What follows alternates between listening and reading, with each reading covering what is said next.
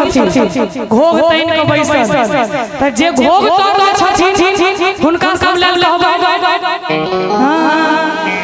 आई फिर नाच नचा देलकै है घोग वाली कनिया आई फिर नाच नचा देलकै है घोग वाली कनिया घोग वाली कनिया है हमकी दुल्हनिया घोग वाली कनिया है हमकी दुल्हनिया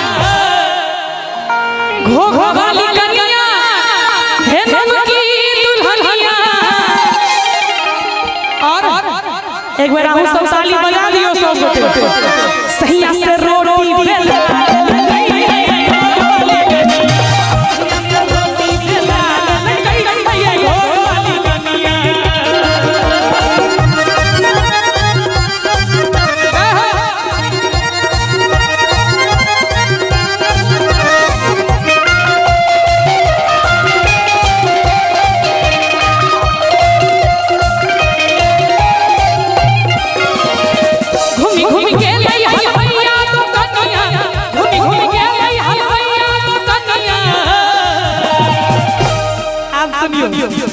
घूमी घूमी गेलै पुतौ सब के गिरदानी कहै छै चाचा हलवैया तो कनिया। और प्रियंका जी कहै छथिन हमर भौजी छथिन ननदी से छुट्टी कुहा लगै है घोग वाली कनिया ननदी से छुट्टी कुहा लगै है घोग वाली कनिया घोग वाली कनिया है हमकी दुल्हनिया घोग वाली कनिया है हमकी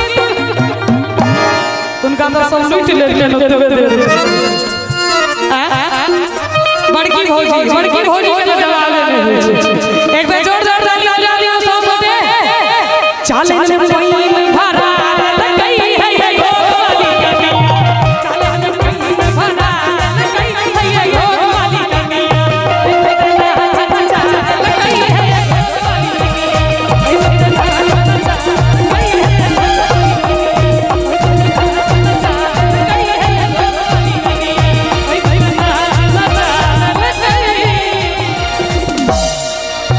है घोग वाली कनिया। नीक लागल जोरदार ताली बजा दियो सब। बहुत बहुत धन्यवाद।